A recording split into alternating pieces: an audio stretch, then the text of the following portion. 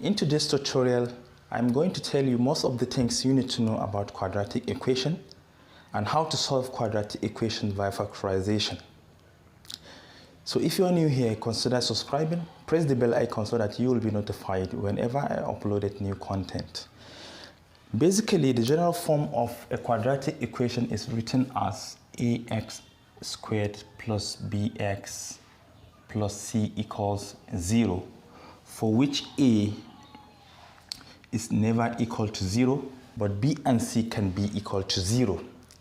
So we say a quadratic equation is a polynomial equation of degree 2. The highest degree for a quadratic equation is 2. Why a is never equal to 0 is because if a equal to 0, the whole of this term will vanish, leaving a linear equation.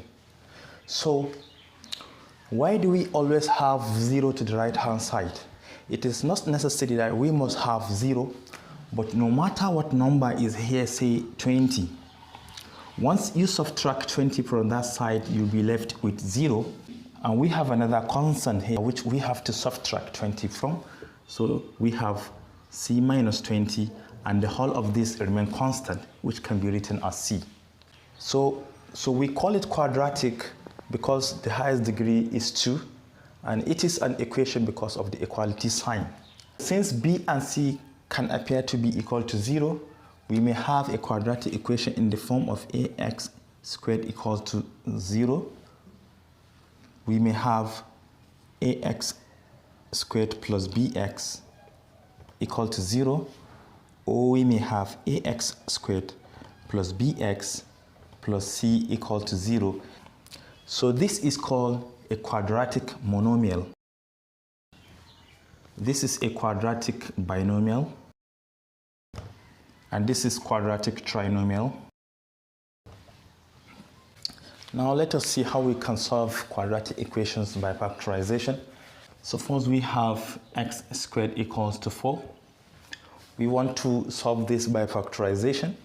You know that we can subtract 4 from both sides so that we have x squared minus 4, and to the other side we have 0 since we have subtracted 4 from that side.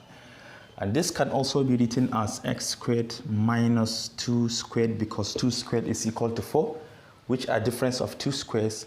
And if you have difference of 2 squares, you can factorize them as x minus 2, then x plus 2, and the whole of them equal to 0, where we have two factors multiplying each other and the result is 0. So on what condition will you multiply two numbers to get 0? Suppose we have a multiplying b and the result is 0. This implies that either a or b is equal to 0 for this equation to be true. Because if a is 0, we have 0 times b equal to 0, and if b is 0, we have a multiplying 0 as equal to 0. But since we don't know among these two factors which one is 0, we may say a can be equal to 0 or b equal to 0. And the same principle is applicable here. Since we don't know which among these two factors is 0, so we are going to set each one of them to be equal to 0. If you set x minus 2 equals to 0, this implies that for this equation to be true, x must be equal to 2, because 2 minus 2 is equal to 0. This implies that x is equal to 2. And for the second one, which is x plus 2 equal to 0, this implies that x must be equal to negative 2 for this equation to be true, because negative 2 plus 2 is 0. So hence, the two real values of this equation are positive 2 and negative 2. So what about if a is not 1? Because if you can see here, the leading coefficient, which is a, remember the general form is ax squared plus bx plus c equals to 0. The coefficient of x squared is always a. In this equation, you can see that a is equal to 1. This is why we don't have any number attached to x squared. Suppose you have 2x squared equals to 32. Here the leading coefficient is equal to 2. To get rid of this 2, you can divide both sides by 2. So we do divide both sides by 2, which 2 cancel 2, leaving x squared equals to 16, because 32 divided by 2 is 16. And this can be written as 4 squared, because 4 squared is 16. If you bring it towards the left side, we have x squared minus 4 squared equals to 0. And also we have difference of 2 squares, which can be written as x minus 4 multiplied by x plus 4, and the whole of them equal to 0. To get the roots of this quadratic equation, which is the solution for the quadratic equation, we are going to set each of these factors to be equal to 0. The first factor, x minus 4 equals to 0. This implies that x is equal to 4 for this equation to be true. And for the second factor, x plus 4 equal to 0. This implies that x is equal to negative 4, because negative 4 plus 4 is 0. Hence, we say the real solution for this quadratic equation are 4 and negative 4. Now let us look on to quadratic binomial where we have 2 terms. So first we have x squared minus x equal to 0. If you can see, both terms have x in common, which you can factor one of the x out. And inside from the first term we have only x left. And here, since we have factored x out, we are left with 1. And this is equal to 0. Hence, we have 2 factors multiplying each other. We are going to set each one of them to be 0. The first one is x equal to 0, or x minus 1 equal to 0, which implies that x is equal to positive 1. Hence, x is either equal to 0 or x equal to positive 1 for this equation to be true. Now let us look on to another form in which the leading coefficient is not equal to 1. Suppose we have 3x squared plus 6x equal to 0.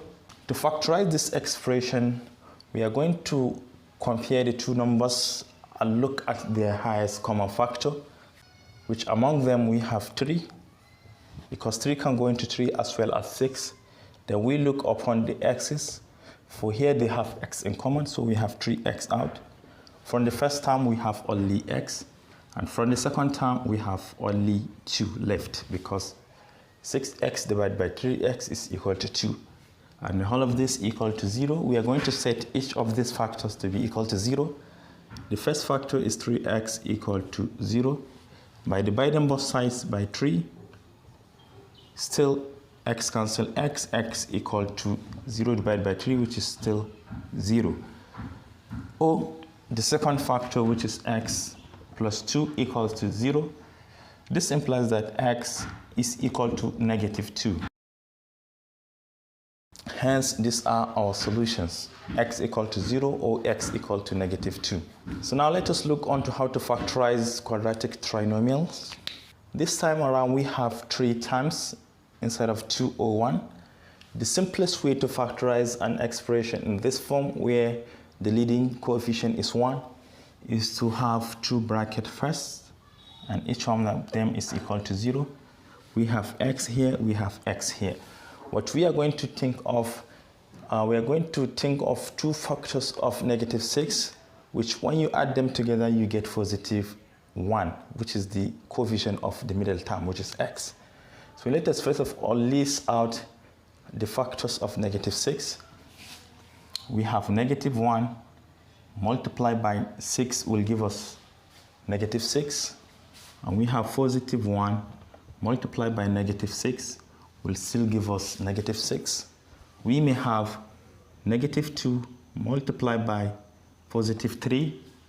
Still it will give us negative 6. And we may have a positive 2 multiplying a negative 3.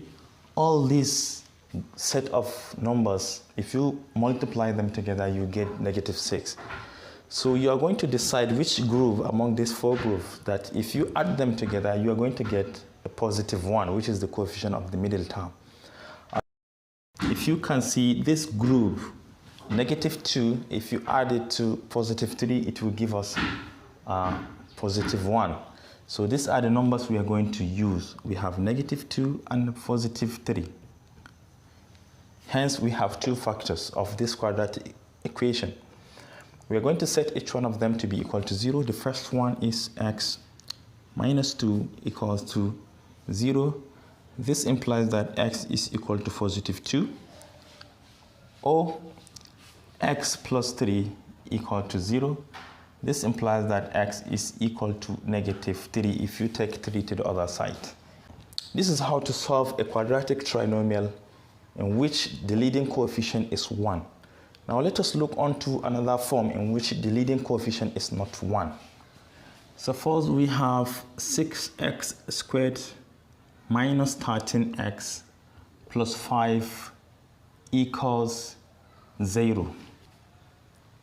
First thing you need to do here, you are going to multiply the leading coefficient with the constant term, which is now going to be 6 multiplied by 5, and this is equal to 30. Now we are going to find the two factors of 30, which when we multiply them together, we get 30, but when added off together, we get -13, which is the coefficient of the middle term. I don't want to waste much of your time. The factors are going to be -10 and -3, because among the two factors of 30, this is the only group you can multiply together to get +30 and add together to get -13. So we are going to replace the middle term with these two terms. So we have 6x squared minus 3x, which is this, then minus 10x plus 5 plus the last term. This is equal to 0. Then we are going to factorize in batches, the first two and the second two. The first two, among numbers, they have 3 in common, so we have 3. Among the unknown variables, we have x in common. From the first term, if you divide this by this, you're going to obtain 2x minus. Already we have factored 3x out, so we are left with only 1 here. Then you drop your sign, which is minus. Among these two terms, we have 5 in common, so we have 5. Then in the bracket, if you divide -10x, negative will cancel negative, having positive sign. Then 10 divided by 5, we have 2. Then x has no x to divide, so we have x. Then 5 divided by -5 is going to make it -1. The whole of this equal to 0. Now if you look at these two terms, all have 2x minus 1 in common, which you can factor out. 2x minus 1. From the first term, we have only 3x left. From the second term, we have only -5 left. And the whole of this equal to 0.